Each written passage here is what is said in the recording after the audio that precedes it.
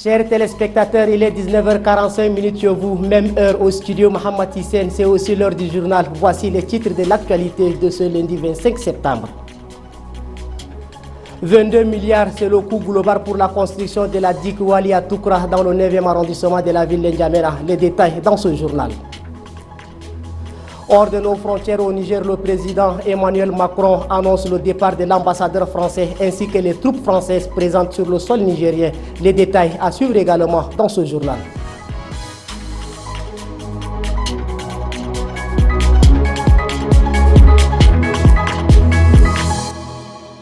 Comme annoncé dans les titres, au Niger, c'est acté. Les forces françaises de Barkhane quitteront le Niger. Ils ont jusqu'à la fin de l'année pour plier bagages, a déclaré le président français Emmanuel Macron dans une interview télévisée. Dans la soirée du 24 septembre, le chef de l'État français a annoncé le départ de l'ambassadeur de son pays à Niamey, la capitale nigérienne. La nouvelle a fait un effet d'une bombe chez les panafricanistes, élément réalisé par Rassem Mordim Leila.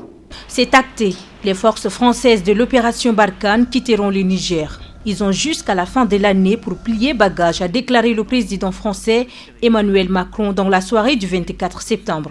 Le chef de l'État français a aussi annoncé le départ de l'ambassadeur de son pays à Niamey et la nouvelle a fait l'effet d'une bombe. Pour l'instant, il n'y a aucune réaction du côté du Conseil national pour la sauvegarde de la patrie, aucune réaction du côté du gouvernement. Nous attendons dans les prochaines heures ce que l'État du Niger va dire en réponse à Emmanuel Macron. Mais ce qui est sûr, c'est que beaucoup de citoyens nigériens fustigent déjà le fait que Emmanuel Macron ait dit lui-même dans son discours que les militaires français vont quitter d'ici la fin de l'année. Et beaucoup de Nigériens se demandent mais pourquoi Emmanuel Macron doit lui-même dicter un calendrier de retrait. C'est pas à lui de dicter ce calendrier, c'est plutôt au CNSP, au Niger, aux autorités du Niger de lui dicter un calendrier de retrait.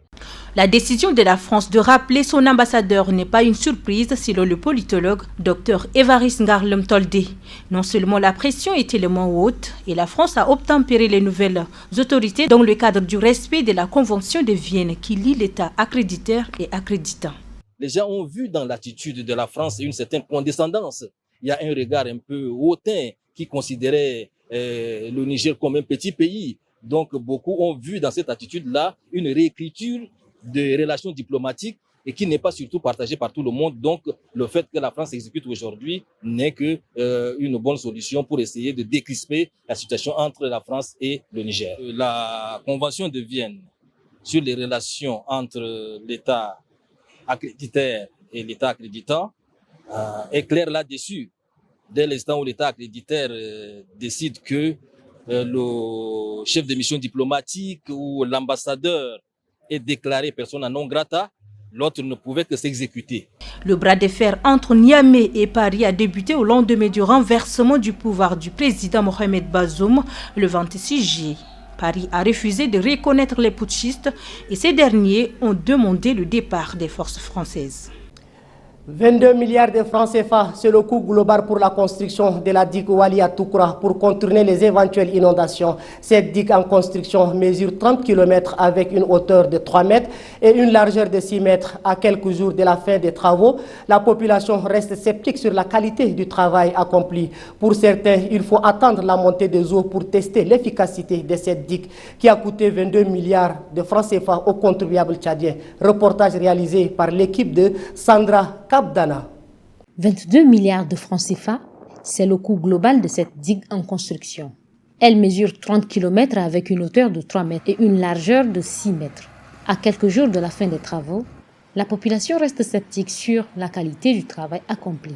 Vu le travail qui est fait sur le terrain et comparativement à ce budget de 22 milliards, nous trouvons quand même que c'est un peu exagéré et surtout que ce n'est pas toutes les parties des digues qui ont été prises en compte dans ce plan de rénovation.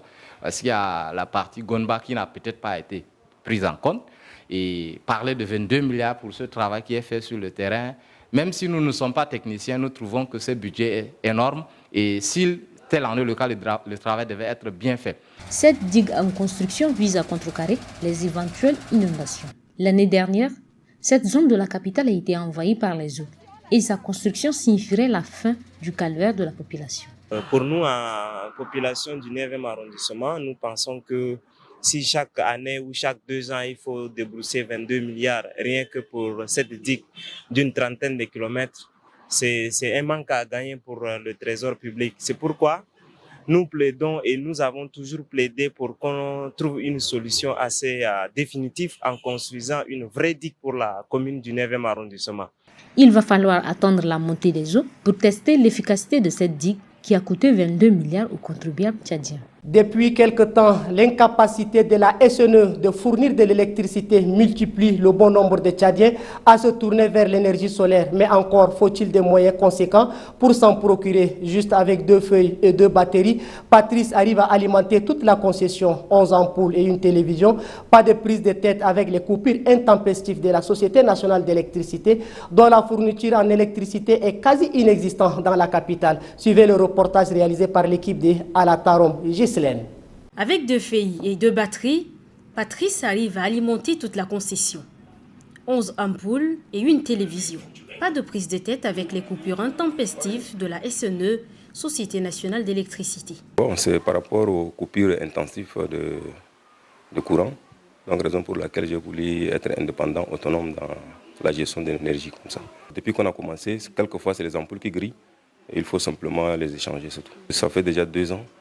Je suis avec les batteries et avec l'énergie solaire. À une vingtaine de kilomètres de là, Fadabne utilise l'énergie solaire depuis 5 ans. Ces 7 feuilles et 6 batteries ne sont jamais tombées en panne. Ainsi, il a de l'énergie 24 heures sur 24. En général, il n'y a pas beaucoup de problèmes.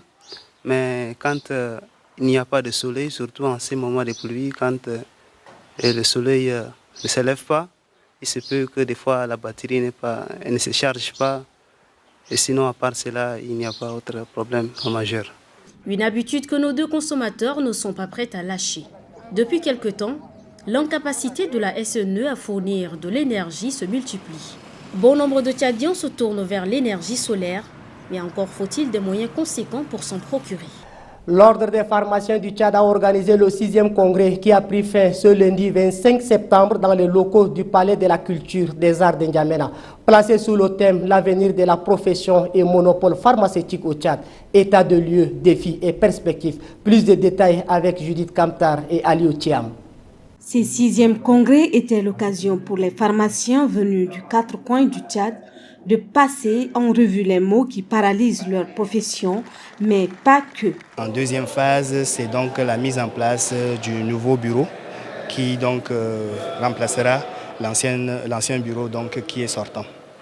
Donc voilà un peu l'objectif. Maintenant, ce congrès, nous l'avons placé sur le thème donc, du monopole pharmaceutique, état de lieu et défis et perspectives. Donc nous avons essayé de voir ensemble quelles sont les difficultés que nous avons au niveau donc, du secteur et quelles sont les solutions que nous pouvons donc apporter à notre secteur pharmaceutique.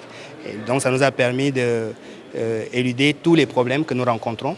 Après 3 jours de travail, les participants à ce congrès ne cachent pas leur satisfaction. Ce congrès est venu au point nommé pour que les pharmaciens puissent vraiment se relever pour chercher, n'est-ce pas, à redynamiser, n'est-ce pas, ce secteur, parce que ça fait quelques années que les pharmaciens n'étaient pas nombreux. Et aujourd'hui, nous sommes plus de 200 pharmaciens et que vraiment nous avions débattu, n'est-ce pas, des thèmes très très importants pour dynamiser, n'est-ce pas, ce secteur. Il y avait des éléments qui nous taraudent l'esprit depuis un bon bout de temps, mais on n'avait pas de réponse. Mais avec les présentations qu'on a eu à faire avec divers présentateurs, ça nous a permis de cerner un peu notre secteur et savoir les défis auxquels nous faisons face et que nous devons les relever. Il faut savoir que ce 6e congrès a pu mobiliser au total 250 participants venus des 23 provinces du Tchad. C'est à travers un point de presse animé cet après-midi du lundi 25 septembre à la Maison des médias du Tchad que les avocats des ex-employés de Millicom, Maître Sobdibé Zoua et Messengar Pierre, ont annoncé la revendication des salaires du mois de novembre dernier de leurs clients. Selon Maître Sobdibé, cette lutte ne sera non seulement longue, mais elle doit être commune et la justice doit être accessible. Suivez son extrait. Devant cette Cour suprême, et nous sommes convaincus, puisque nous apprenons déjà à faire absolument confiance à nos juridictions, nous sommes convaincus que la Cour suprême ne suivra pas Millicom sur ce terrain-là, qui consiste à dire il n'y a pas eu licenciement, il n'y a pas d'indemnité de licenciement à payer, il n'y a pas de dommages intérêts. Enfin, littérature, Ngonsar est le titre de l'ouvrage de Georges Dignimbaye paru aux éditions universitaires européennes. Ce livre centré sur 164 pages subdivisées en 3 grandes parties avec des épilogues, prologues et quelques photos en illustration. Cet ouvrage dont l'auteur retrace la diversité du pays de Toumaï tout en relatant les faits et les souvenirs tels que vécus par lui-même. Ngisi Khadija Koubra et Judith Kamtar nous font le point. Paru aux éditions universitaires européennes, Ngonsar est un ouvrage biographique de Georges Dignimbaye centré sur 164 pages, subdivisé en 3 grandes parties, dont chacune d'elles comporte des chapitres aux longueurs inégales.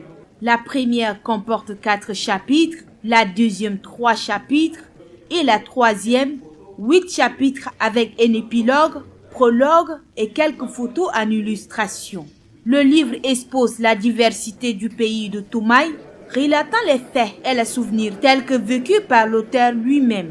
Je me suis dit, bon, si c'est comme ça, je vais écrire ma vie et écrire également ce que j'ai vu, ce que j'ai vécu dans ce pays-là.